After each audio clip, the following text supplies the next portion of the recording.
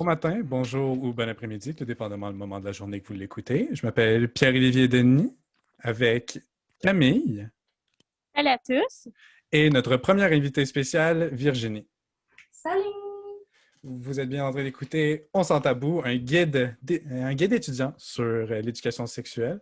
Et on trouvait que pour notre premier épisode, ça serait très pertinent et un petit peu dans le thème de parler des premières fois.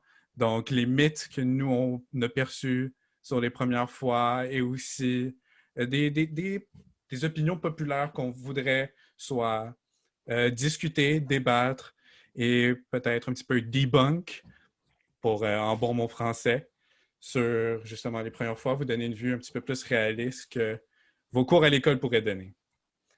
J'aimerais bien commencer la conversation ici peut-être en faisant un petit tour de table pour savoir quelles étaient un petit peu vos expectations sur justement vos premières fois. Puis est-ce que ça live up à vos expectations? Puis si ça n'a pas atteint ce que vous avez expériencé, c'est pas vraiment un mot, mais c'est pas grave. Pourquoi ça l'aurait fait? Genre, qu'est-ce qui aurait pu influencer cette différence? On va commencer avec Camille, si ça te dérange pas. Moi, premièrement, je trouve qu'on a tellement d'attentes face à la première fois. Je trouve que c'est vraiment exagéré, puisque dans le fond, c'est tellement maladroit, je trouve, la première fois. Puis ça peut tellement arriver dans différentes circonstances que c'est difficile de comme, définir ça à un type de situation ou de chose. Je trouve aussi que les premières fois sont grandement biaisées par les films, par les séries, par les histoires qu'on entend dans la culture de notre société. Comme quoi c'est parfait, que moi, quand j'étais plus jeune, j'avais tout le temps l'idée de comme le chemin de rose, puis tu sais, comme l'ambiance super romantique avec les chandelles, mais mon expérience n'était pas du tout comparable à cette situation. Fait que je trouve que on met beaucoup d'attentes, puis ça mène à beaucoup de pression qui cause beaucoup de stress. Moi, je me rappelle, j'étais tellement stressée.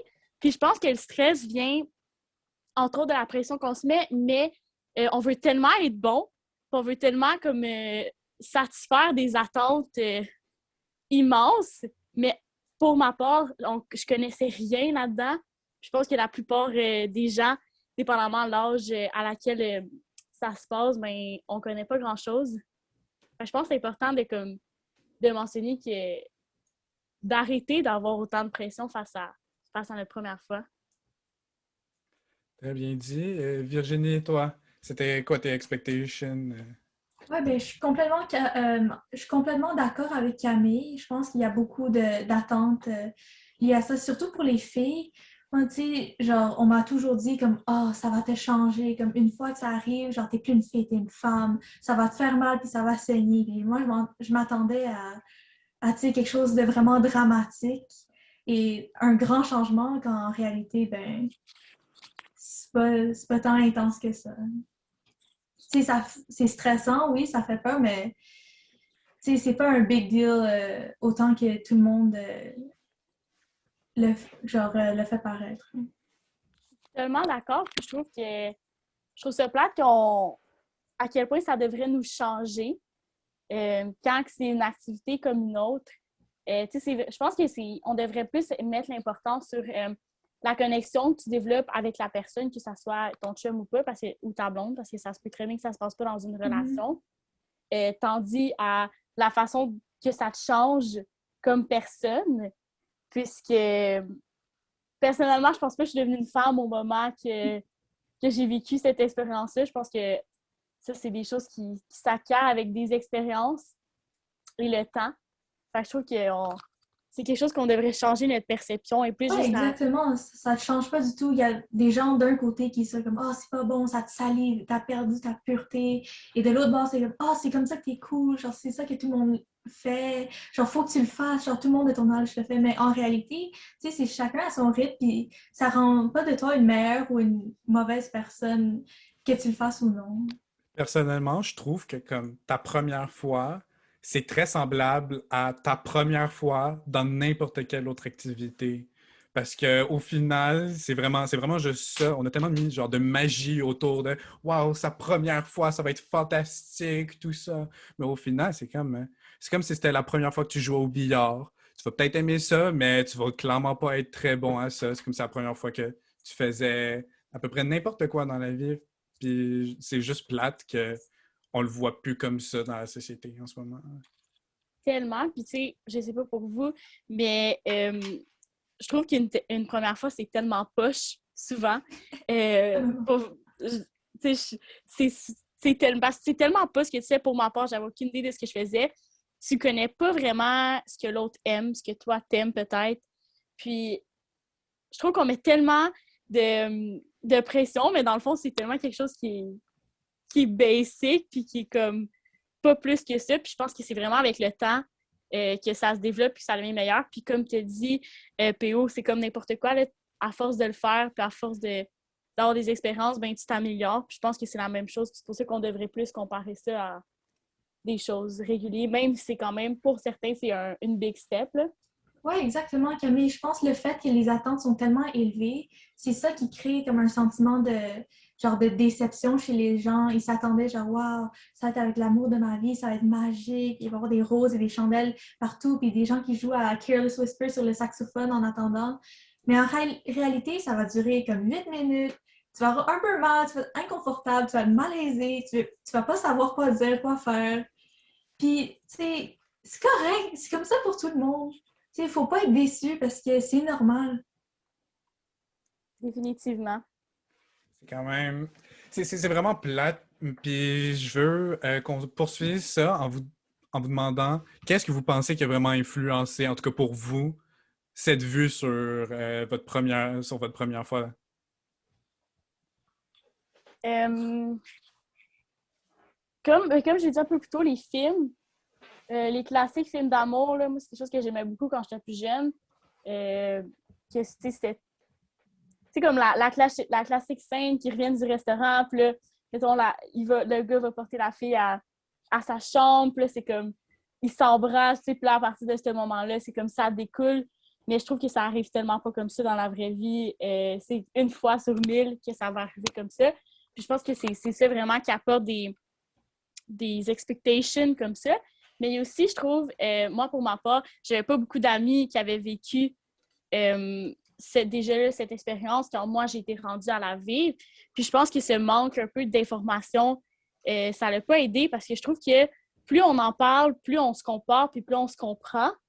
Puis, tu sais, il y a comme un tabou entre certains groupes d'amis, que ça soit gars ou filles, de comme pas se parler parce qu'on est comme un peu gênés. Mais je trouve que ça devrait tellement se partager parce que c'est comme ça, je pense, que tu t'apprends le plus. Parce que vu que c'est des humains comme toi, ils vivent les mêmes expériences au fond. C'est bien la raison pourquoi on est en train d'en parler sur le podcast, Camille. Oh mon Dieu, c'est comme si c'était le but entier de notre idée. Wow! Exactement. Quelle coïncidence! Sinon, pour toi, Virginie, qu'est-ce que tu en penses sur... Ah ouais, je suis tout à fait d'accord avec Camille. Personnellement, moi, j'étais plus influencée par les émissions de télé. Tu sais, comme Riverdale et tout ça, ils sont censés avoir le même âge que nous, ils sont secondaires. Tous les gars ont Ils l'ont des pas vraiment, en abdos. fait. Tous les gars ont des abdos, toutes les filles, genre, vraiment le corps parfait. Tu sais, moi, je me regardais dans le miroir, je suis comme, moi, je suis pas comme ça. Est-ce que je veux être vierge pour le reste de ma vie? Comme, qu'est-ce qui se passe? J'ai peur. Et tu sais, éventuellement, tout le monde à son propre rythme trouve, genre, ça leur arrive, là. C'est pas quelque chose à trop stresser. Tu sais, je pense, dès que j'avais 13 ou 14 ans, je regardais sur Internet et je suis comme, est-ce que c'est normal? Genre, est-ce que je suis la seule? Et, tu sais, que tu sois dans la moyenne ou pas, c'est pas grave. Ça va à ton rythme, là. Genre, t'as pas besoin de suivre les autres ou aller plus vite en même temps après, peu importe. Ça, c'est super important à dire, je pense. Là, on a parlé de beaucoup de comme les premières fois, mais Virginie, on a glissé un petit mot. Quand est ta première fois a tellement pas d'importance, honnêtement, que tu l'ailles à 16 ans, que tu l'ailles à 20 ans, que tu l'ailles à 32 ans pour de vrai. C'est pas important. Il faut juste te dire pourquoi tu veux le faire maintenant. Pourquoi tu veux le faire à 16 ans, pourquoi tu veux le faire à 32 ans. C'est vraiment ça qui est important. Je suis tellement d'accord, puis c'était un peu sur ça que je voulais m'en aller ensuite. Je trouve que de parler de l'âge, de faire comme « Ah, toi, tu l'as eu à quel âge? » ou « Ah, t'as 19 ans, puis ça s'est pas encore passé. » Je trouve que ça ajoute une pression qui est tellement pas nécessaire. Puis, je trouve que ça va soit presser, tu sais, moi, quand j'ai terminé le secondaire, j'avais des amis qui n'avaient pas encore vécu cette expérience-là, puis ils se mettaient une énorme pression qu'il fallait qu'ils l'avaient parce que c'était de rentrer au cégep puis de ne pas avoir vécu cette expérience-là. C'était comme « Oh, je suis un enfant et tout ». Mais je trouve que ça va peut-être pousser à des situations que tu n'étais peut-être pas vraiment... Ça ne tentait peut-être pas tant de vivre cette expérience-là. Puis des fois, tu vas le faire avec quelqu'un que c'était vraiment juste parce qu'il fallait que tu le fasses. Puis ça, je trouve ça plate qu'on se mette une pression puis ça mène à des situations qu'on n'aurait pas voulu vivre, on se sentait peut-être pas prête. Puis ça scrape encore plus la première fois. 100%. La première fois, même si on a parlé que la première fois ne devrait pas, elle n'est pas magique, puis elle n'est pas toute ce qu'on pense, il faut quand même essayer, s'assurer que ta première fois soit le meilleur qu'elle peut être, là. Surtout, très bon point que tu as dit, Camille, de s'assurer que tu le fais quand tu es actually prêt, puis quand que tu veux le faire avec la personne que tu veux le faire aussi, c'est super important, je trouve. Oui, je trouve que c'est une expérience que tu dois vivre parce que tu veux la vivre, pas juste parce que tu penses que tu devrais à cause de ton âge ou à cause de tes amis ou à cause des médias, quoi que ce soit. Ça doit vraiment être quelque chose qui vient de toi. Parce que sinon, c'est sûr que tu peux pas aimer cette expérience autant que tu pourrais. Puis en même temps, avec la personne que tu veux, c'est pas obligé d'être ton chum, ta blonde. Ça peut être avec un ami ou juste une connaissance, mais il faut que tu t'assures que tu es bel et bien sûr que tu veux. On vous conseille de ne pas le faire quand vous êtes sous ou sous l'effet de n'importe quelle autre substance. On vous conseille, pas que certaines C'est personnes ce qui ont qu'on dit, regretté. pas ce qu'on fait. Exactement. Il y a une raison pourquoi on a commencé le podcast, c'est parce que peut-être que Apprenez de nous, vos on a erreurs. on essaie d'apprendre de nos erreurs puis de les partager un petit peu aussi. Vraiment, moi, je pense que c'est une question de comment tu te sens dans le moment. Puis en vieillissant, moi, c'est un peu le critère que j'essaie de plus respecter, c'est que si toi, ça tente à ce moment-là, ben fais-le. Comme je trouve qu'on se met beaucoup de pression à vouloir répondre à des critères de perfection que notre société nous impose, que tu devrais coucher avec tel genre de personne à tel moment, à tel âge. Puis je trouve que c'est des critères qui restreignent beaucoup parce que au final, ben c'est ta vie. Puis je pense que c'est important de mentionner que tu fais ce que tu veux au fond. Là. Si ça te tentait ce soir-là avec telle personne, ben fais-le, peu importe que ce soit ta première fois ou pas. Je pense que c'est une question de moment puis de volonté. Ouais, puis si, par exemple, quelqu'un se fait juger parce qu'il l'a fait avec telle personne à tel moment, on est d'accord que la personne qui a fait ce commentaire peut aller se ramasser au fond d'un puits? Oui, 100% d'accord. Ouais, définitivement. Je pense qu'il y a des personnes qui ont des opinions sur la vie sexuelle des autres. Ben, sur la vie des autres tout court, à vrai dire. Là. Ben, Mais tu peux avoir une opinion sur la vie sexuelle des autres, mais ça doit être des opinions constructives qui ont une base derrière. Par exemple, si tu penses pour toi que telle personne a fait telle chose et pour toi c'est trop, tu as le droit d'exprimer, de dire pour moi ce que tu as fait, c'est trop. Mais est-ce oui, que tu as le droit face de à, juger la personne parce qu'elle l'a fait? Absolument pas. ouais, face à ta propre personne, je suis d'accord que tu peux avoir une opinion à 100%, mais ce que je voulais dire, c'était plus que je trouve ça plate que les gens se permettent beaucoup de juger tel gars il a couché avec telle fille ou telle fille elle a eu sa première fois à 14 ans avec tel gars. Comme au final, laissons juste les gens être. Puis tant qu'ils sont bien dans leurs décisions. Oh, et tu sais, t'as le droit à ton opinion, mais est-ce que t'as vraiment besoin de l'exprimer? Est-ce qu'on a besoin d'entendre ça? Pas tout le temps, honnêtement. Là. Pas tout le temps, j'ai l'impression. Oui, mais en parlant justement de jugement et surtout le jugement des autres, il y a quand même une grosse pression, comme on a déjà parlé, d'avoir sa première fois, ce qui peut amener à genre un gros stress de performance que même après ta première fois, tu peux encore avoir, honnêtement. Avoir une espèce de stress de performance, quasiment comme si c'était genre un examen que tu devais essayer de passer à chaque fois. Puis je trouve que c'est quand même un gros problème parce que, tu sais, c'est pas un examen, puis c'est pas... ben, c'est important, c'est un moment important dans un couple ou peu importe, mais c'est l'importance qu'on lui donne, puis le stress que quelqu'un peut en vivre, je trouve que de temps en temps, ça peut être trop, puis c'est pas mérité, honnêtement. Non, c'est vrai. Puis je pense qu'on a des attentes. Puis je pense que c'est correct de poser des questions euh, autant pendant la relation qu'après, qu'avant. C'est comme ça qu'on apprend. Je pense que la communication, autant dans les relations de n'importe quel type de relation que durant une relation sexuelle, c'est super important. Ben, ça s'assure premièrement que de A à Z, la personne est consentante puis est bien avec ce qui se passe.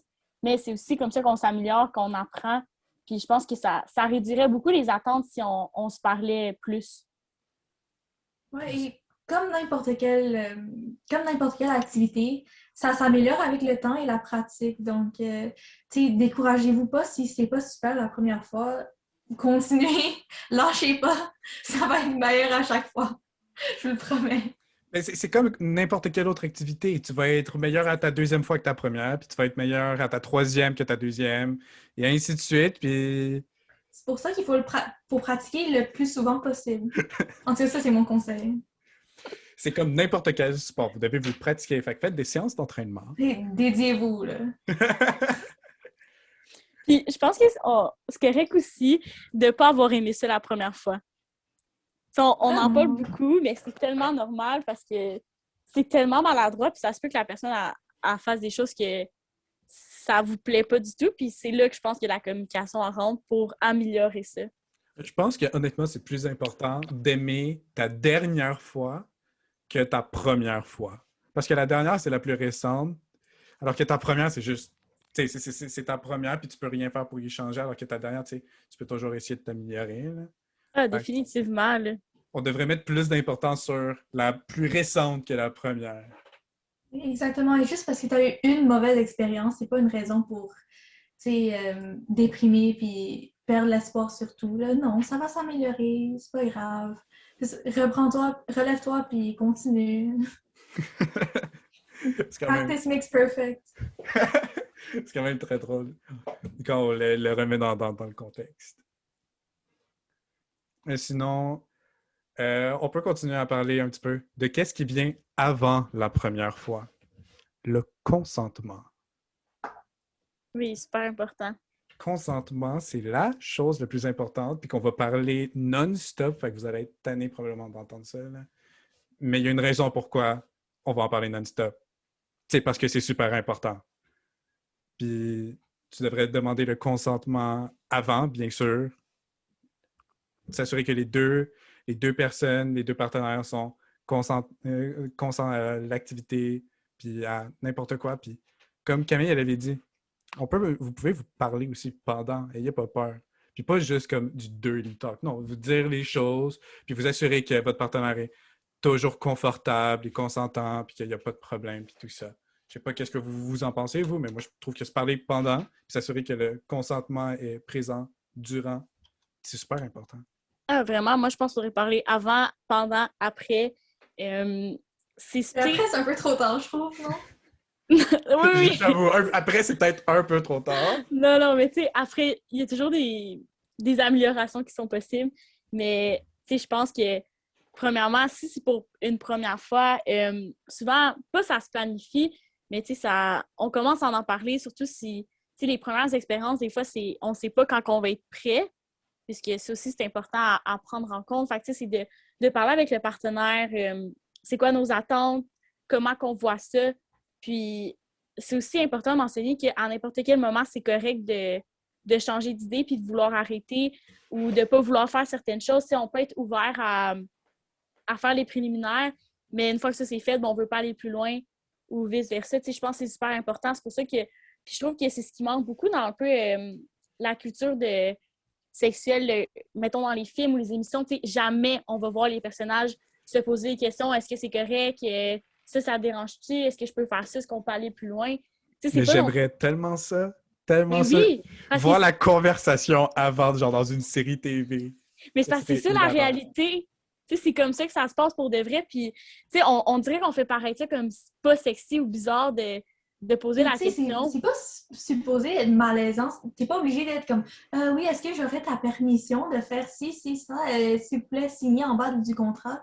Mais non, tu peux te demander comme une personne normale. Puis si tu trouves ça malaisant, c'est peut-être un signe que t'es pas vraiment prêt, en fait, de le faire. Fait, Définitivement.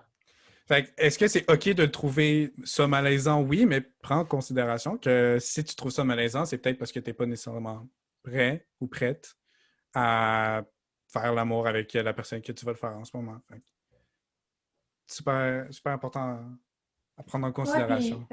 une autre chose que je trouve important, tu sais, un oui, tu sais, normalement, genre, t'entends ça, puis t'es comme, OK, ouais, c'est bon, j'ai le consentement, mais si c'est un oui hésitant ou, genre, t'as dû, comme, mettre beaucoup de pression sur la personne, lui poser la même question plusieurs fois, tu sais, oui, elle a consenti, mais, tu sais, pense un peu, tu sais, est-ce qu'elle est vraiment confortable? Est-ce qu'elle est vraiment honnête? Est-ce qu'elle veut vraiment ou elle se sent juste forcée? C'est toujours bien de s'assurer, genre, hey, est-ce que t'es sûre? Comme, ça me dérange pas si t'es pas prête, c'est complètement correct. C'est juste parce que la personne dit oui, ça veut pas dire qu'elle veut à 100% non plus. Vraiment. Puis je pense que ton partenaire, que ce soit ton chum, ta blonde, ton ami ou un inconnu, peu importe la relation que tu as avec la personne, je pense que c'est super important en tout temps de t'assurer que l'autre est confortable. Puis, tu sais, avant d'entreprendre certaines actions, puis de regarder souvent juste la face. Tu le vois si la personne, tu sais, des fois, peut-être qu'on est gêné ou justement, durant notre première fois, on se dit, ah, ben, je devrais faire ça parce que j'ai entendu dire que tout le monde faisait cette position-ci lors de sa première fois. Mais c'est important de regarder si la personne est confortable puis de le demander parce que c'est ça qui va faire en sorte que la relation va bien se passer ou non. 100%, mais en même temps, là, on parle beaucoup de, tu sais, quand on est prêt, quand on est prête à le faire. Je vais vous poser, vous, c'était comment vous avez su que vous étiez prêt ou prête à le faire? Bonne question. Ben moi, personnellement, c'était avec mon chum back in the days. Puis je pense que c'est juste quelque chose qui est arrivé on m'était rendu là dans notre relation. Euh, je pourrais même pas dire comment j'étais prête. Je pense que ça revient un peu ce que je disais tantôt là, dans le moment. Je pense qu'à ce moment-là, c'était qu'est-ce que je voulais. Puis c'était la même chose pour lui. On s'en était quand même parlé quelques fois avant. Puis je pense que c'est plus ça, ouais. Ouais, moi j'ai eu une expérience un peu différente de celle de Camille. Comme oui, moi non plus, j'ai pas eu vraiment eu un déclic ou une pensée comme OK, maintenant je suis prête. Euh, Moi, honnêtement, je pense que j'aurais peut-être dû attendre. Personnellement, moi, je l'ai juste fait parce que je me sentais obligée pour un peu garder le gars intéressé. Et spoiler, ça fonctionne pas. Donc, les filles qui écoutent et qui pensent à faire la même chose que moi, faites-le pas, s'il vous plaît. Ça fonctionne pas. Il va pas être plus intéressé si tu couches avec lui. Donc, attends qu'il soit prête, ouais. Moi, c'était très similaire pour comme Camille, c'était juste avec ma blonde, en fait ma blonde présentement. Et ouais, c'était juste, on était dans le lit, puis une chose est amenée à l'autre, puis c'était juste très, très naturel. Puis au final, comme quand ça s'en venait à venir ça, je me suis vraiment demandé est-ce que je suis prêt? Puis je me suis dit ouais. Puis and the rest is history, as they say.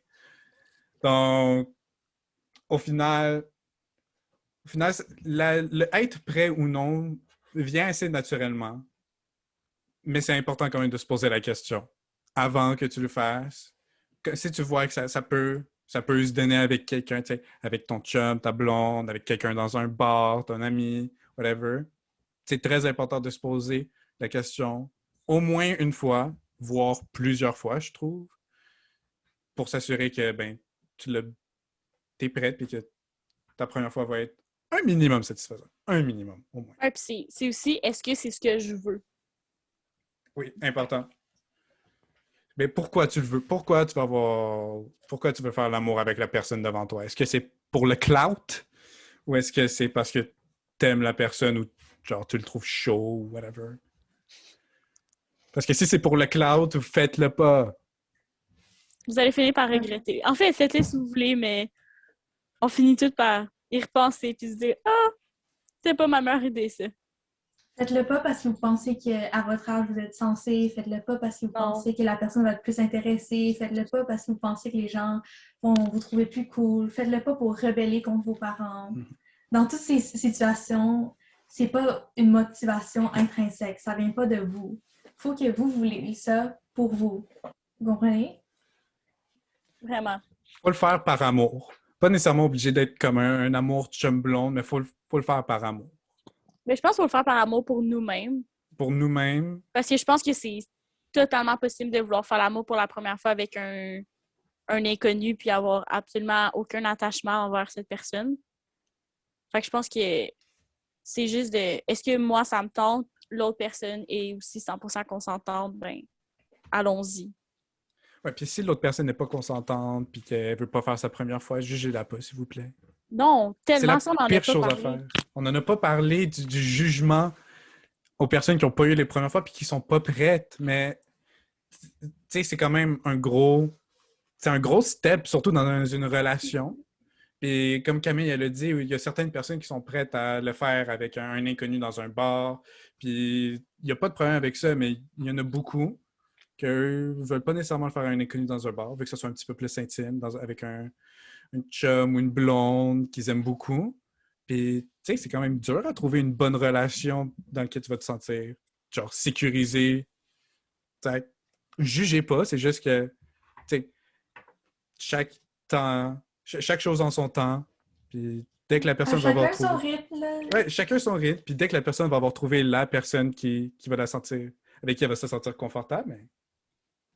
Oui, parce que chaque personne dit ça différemment. Puis je pense aussi important de mentionner que de rassurer l'autre personne si pendant la relation, il y a certaines choses qu'elle veut pas faire ou qu'elle veut arrêter ou qu'elle veut ralentir, comme de démontrer que c'est correct de ne pas vouloir passer à la prochaine étape ou de ne pas vouloir faire une chose précise. Parce que souvent, la réaction de l'autre va avoir un impact sur comment on se sent. Puis c'est très brusquant de voir comme un peu une déception ou de se sentir brusqué de ne pas vouloir faire telle ou telle chose. Fait que ça, je pense que c'est important aussi de mentionner qu'il faut toujours rassurer l'autre personne. C'est pas de dire ah, ça va bien aller, là, c'est pas ça que je veux dire, mais juste de dire que c'est correct d'avoir son propre pace. Et surtout une chose, quand tu es en couple, il y a beaucoup de gens qui ressentent genre la pression, genre ah ben là, genre j'ai pas le choix, c'est comme mon devoir, je vais faire ça pour le plaire. Non, t'as aucun devoir envers personne à part de toi-même, tu sais. T'es pas obligé de faire Très ça bien pour dit. plaire l'autre personne, faut juste plaire à toi-même, tu sais. Sens-toi pas obligé de faire quoi que ce soit si t'es pas à l'aise. Vraiment. Il n'y a personne qui a décrété qu'après 3 mois de relation, tu devais absolument faire l'amour ou que justement, après 2 jours, tu ne pouvais pas le faire. Là.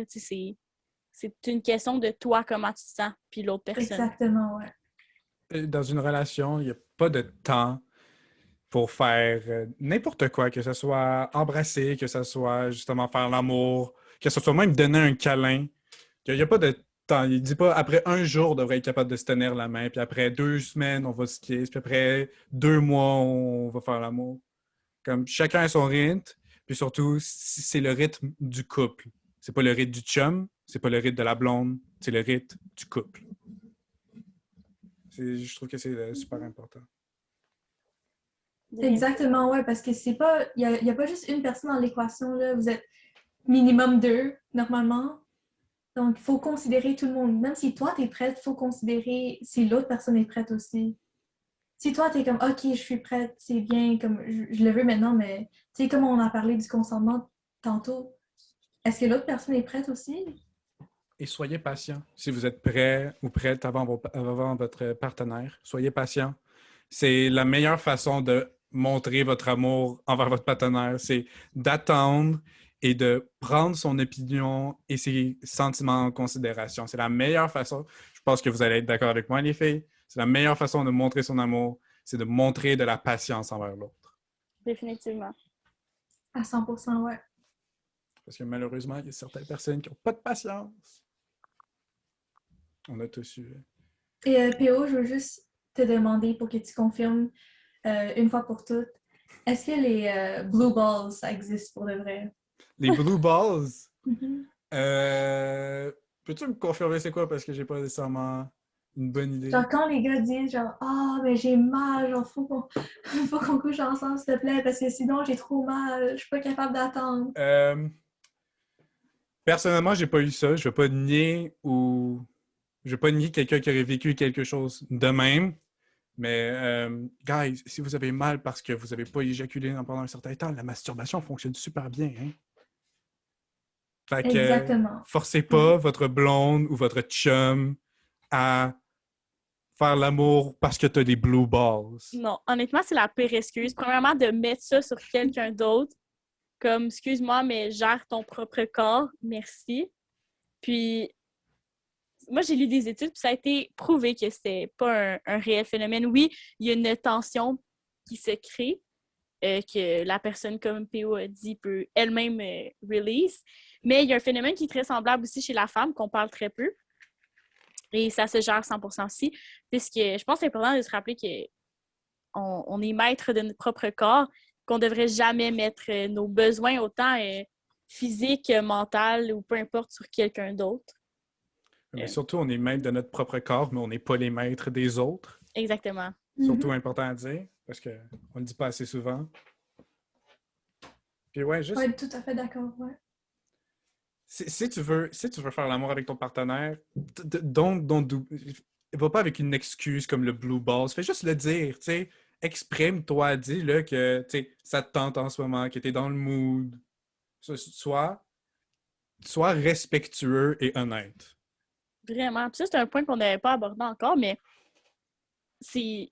On dirait qu'on est gêné de juste faire comme Hey, ça me tenterait de faire l'amour avec toi. Bon, c'est sûr, si on marche dans la rue, on rencontre quelqu'un, on dit ça comme ça va peut-être être C'est de perçu. l'harcèlement. C'est peut-être être C'est un peu ça. mal vu. C'est comme ça, c'est un peu too much. Mais tu sais, je parle avec une personne qui a une belle relation. Peut-être que ça va être. L'autre personne va être comme ouais, vraiment pas, c'est pas là que je m'en allais. Mais peut-être que vous allez être surpris, puis ça va être réciproque. Puis ça, je pense, c'est pareil avec notre chum blonde, que c'est correct de dire ce qu'on veut. Puis après ça, ce qui est important, c'est d'accepter la réponse de l'autre, qu'elle soit négative ou positive. Puis, Ouais, vraiment bien dit, bravo Camille, wow. bien dit, mais en même temps, tu sais, il n'y a pas. Si, admettons, tu veux faire quelque chose dans la relation, il n'y a rien de mal à le rappeler puis à le dire quelquefois. Pas genre le rappeler dans la même journée puis dans la même séance, là, mais tu sais, tu le dis une fois, puis peut-être 2 semaines plus tard, tu le rappelles parce que c'est comme la première fois. Peut-être que le partenaire va un petit peu plus s'ouvrir à ça. Mais ne pas le forcer l'opinion, pas essayer de donner une opinion que la personne ne Non, voudrait jamais pas mettre donner de elle-même. pression. Pas mettre de pression sur l'autre. Il n'y a rien de mal à rappeler de temps à autre, peut-être une fois ou 2 semaines, une fois au mois. Mais surtout, Tant que mets pas de tu le pression. Là. demandes gentiment et tu es dans une situation où toi et l'autre personne, vous êtes tous les deux à l'aise et que vous êtes en état d'accepter ou de refuser. Parce que, tu sais, attendez pas que vous deux soyez genre super saouls pour demander en espérant que tu as plus de chances qu'elle accepte. Non, attendez que vous deux vous êtes complètement là, présents, capables d'accepter et refuser la demande et d'être correct avec la réponse de l'autre personne. Puis surtout, Vraiment. je veux vraiment rajouter que ça, c'est juste nos opinions, puis que tout ce qu'on discute en ce moment, c'est selon nous. Faites juste pas assumer que ce qu'on dit, c'est pour tout le monde. Fait que si vous voulez aller pour les premières fois, le consentement de n'importe quoi, parlez toujours à votre partenaire. Votre partenaire, c'est la meilleure source pour savoir si oui ou non vous pouvez continuer. Alors, toutes les discussions qu'on a en ce moment, c'est important de aussi les avoir avec son partenaire pour mieux le ou la connaître. Oui, parce que tout le monde est différent. T'sais. Nous, on le vit de telle façon, puis on a telle opinion. Même si je pense que le consentement, ça devrait être considéré une opinion à l'ensemble de tous les humains. Une opinion Pas assez vraiment une opinion, c'est universelle. de la loi. C'est ça, à vrai dire, définitivement. Mais c'est plus qu'est-ce qu'est le consentement, parce que ça, malheureusement, ça diffère grandement de personne en personne. Mais c'est ça, tu sais, on n'est pas non plus des des professionnels là-dedans. On est juste Loin de là, on est juste... des jeunes qui ont vécu des expériences qui partagent celles-ci. On a tous vécu des bonnes et des mauvaises expériences et on veut juste partager ce que nous, on a vécu pour vous guider autant que possible. C'est comme si c'était ça le but du podcast. Quelle coïncidence!